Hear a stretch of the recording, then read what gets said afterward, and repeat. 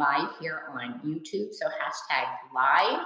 If you're watching me live, hashtag replay. If you're coming back to watch me when the video is over.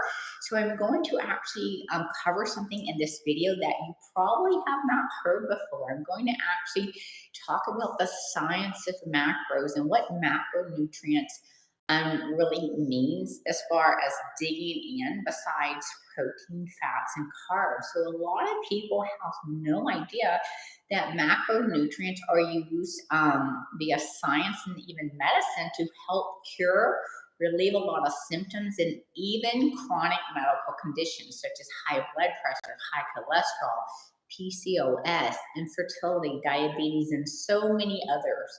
So what we're going to do is going to break this down a little bit, and I'm going to bring up my handy board here so that you can see a little bit. So when we talk about macronutrients, we're talking about the basics of food.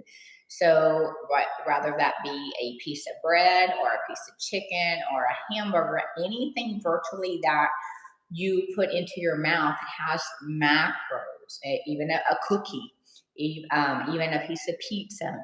And what that means is within the food that we eat, they hold nutrients. And nutrients is what the body requires for the optimum functioning for us to be able to sleep well, to be able to breathe well, for our hearts to be able to function well, our lungs. So food is actually a requirement. A lot of us know that we need food, but we don't understand the extent of understanding what macronutrients actually mean.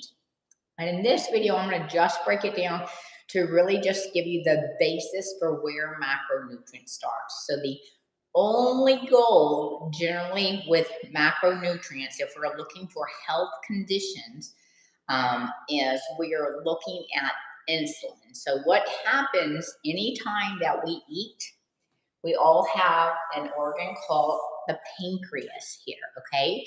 And the pancreas is going to secrete what we call insulin. And so insulin is also known as a fat storage hormone.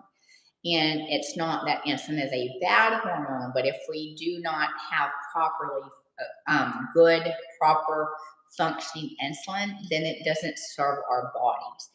And what insulin actually does is when we eat or drink something, then generally it's going to cause a rise in our blood sugar. Anytime there is a rise in our blood sugar, sugar goes into the bloodstream, and then our insulin shoots out of the pancreas to pick up the sugar and transport it into the cell. Now, this is where being fat or having a medical condition happens in between this little gap. Is are we using the food for energy, or are we using it to store for fat? And that is going to be based on how well your insulin is working. So why does this matter? So we're going to go back to the macronutrients.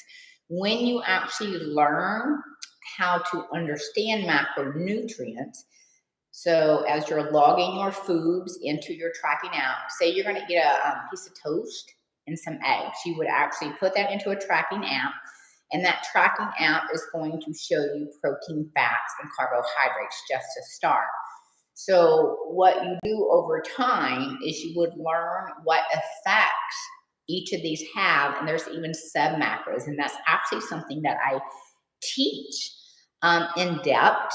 So if this is something you want to learn more about, you have a condition such as high cholesterol, high blood pressure, PCOS, infertility, diabetes, anything chronic cancer, and you want to know a little bit more about this, I would love to do a call with you. I've dropped my link below this video, and I'll see you back soon.